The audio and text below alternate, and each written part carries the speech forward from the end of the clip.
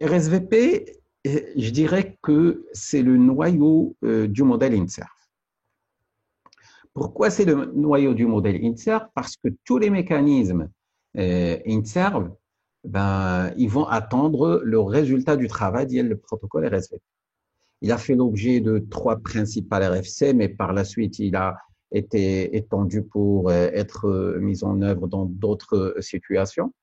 Donc, RSVP, c'est un protocole de signalisation qui va permettre la réservation des ressources. Ça veut dire, ça va permettre au service applicatif de négocier la qualité de service souhaitée et ça va permettre aussi aux éléments réseau d'identifier est-ce qu'ils disposent d'assez ressources ou non. Et si c'est le cas, ils vont procéder à une réservation. RSVP, je dirais qu'il a une architecture qui est la suivante. Euh, RSVP, RSVP, c'est tout simplement un ensemble de messages. Et chaque message, il va transporter un ensemble d'objets. Et chaque objet, il va transporter un certain nombre de paramètres. Et chaque paramètre, il peut avoir plusieurs valeurs. C'est ça l'idée derrière RSVP. Donc, et côté message, RSVP, il compte 2 principaux messages. C'est un message PAT et un message RESV. Commençons par le message PAT.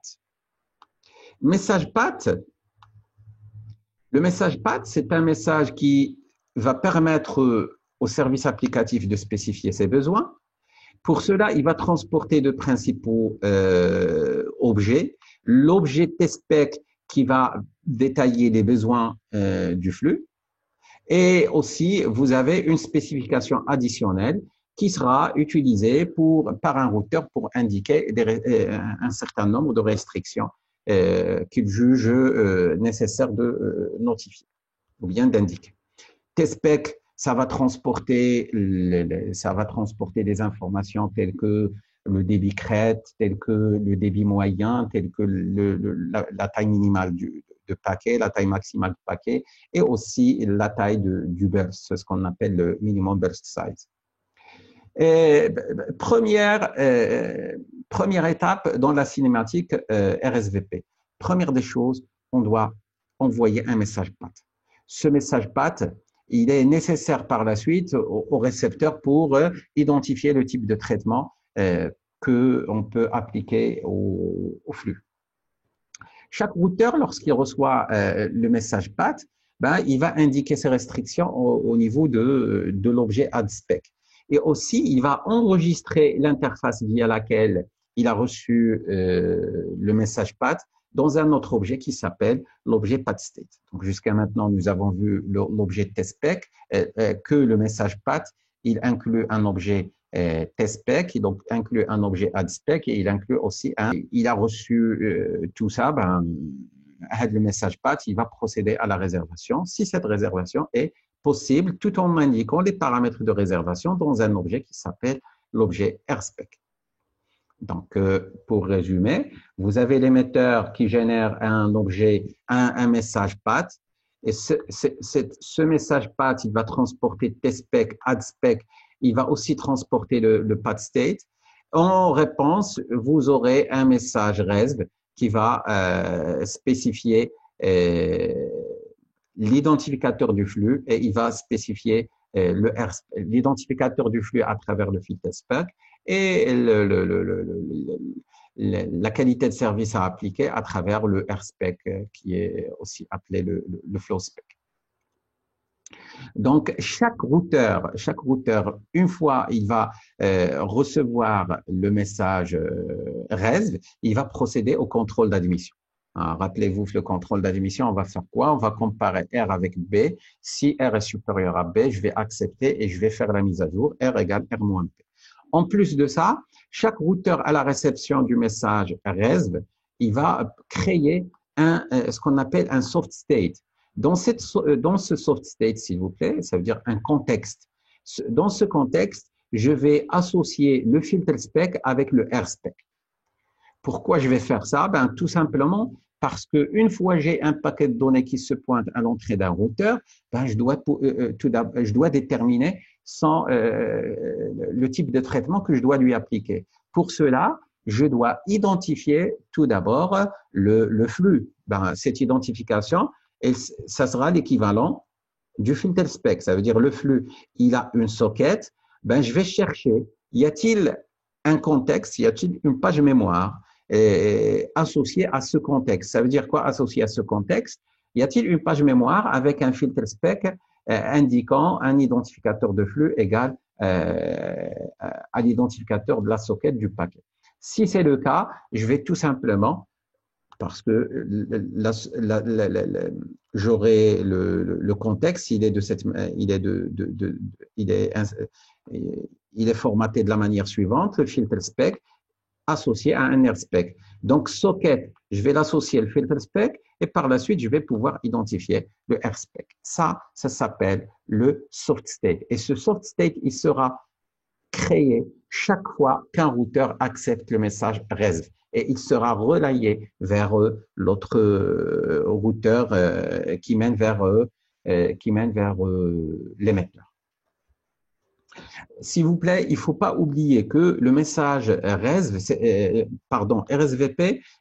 c'est un protocole unidirectionnel. Donc, si vous avez une session bidirectionnelle, il va nous falloir deux réservations distinctes. Aussi, les routeurs qui ne supportent pas RSVP, ils vont considérer une requête RSVP comme étant une info utilisateur, ils vont la relayer sans pouvoir procéder à une réservation. C'est ça. Si vous avez un routeur InServe, le routeur InServe, il va procéder à un traitement sur la base du test-spec pour identifier le niveau de qualité de service et l'appliquer par la suite. Puis, par la suite, il va procéder au routage. Un routeur best effort, ce routeur best effort, il va faire que le relayage des requêtes, ça veut dire il va traiter que l'adresse IP de destination. Le packet classifier, ou bien la classification au niveau des nœuds InServe, il y aura deux types de classification. Une première classification basée sur la socket, qui va nous permettre d'identifier le contexte associé à cette socket. Une fois on a identifié ce contexte, on va procéder à quoi? On va déterminer le fameux airspec qui définit le traitement, puis par la suite, on va exécuter le traitement à travers le packet scheduler.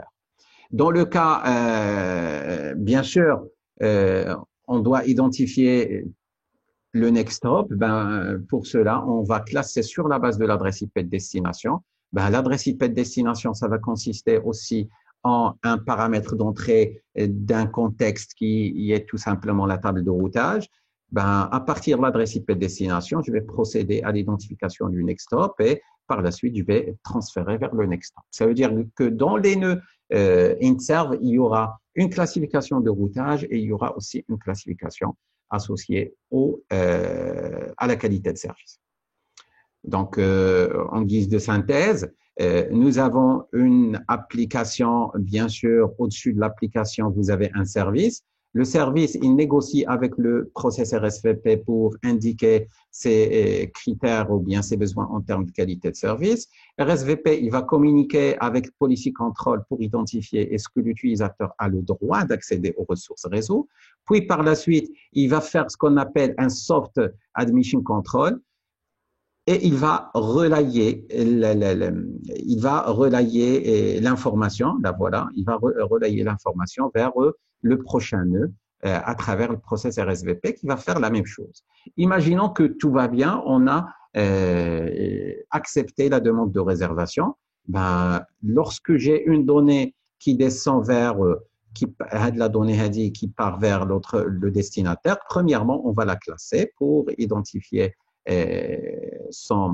pour pouvoir identifier le traitement qu'on doit lui associer, puis par la suite, ça veut dire le airspec, puis par la suite, on applique ce airspec via un packet scheduler et on route ça. Et on va par la suite recevoir, classer et traiter via le packet scheduler. RSVP, sans doute, la limitation principale du modèle InServe, c'est que il est basé par flux, hein, ça c'est la première des choses. Et le problème, c'est quoi? C'est que à chaque fois on accepte un flux, on va créer un soft state associé à un flux, ça veut dire un contexte associé au flux. Et vous savez très bien que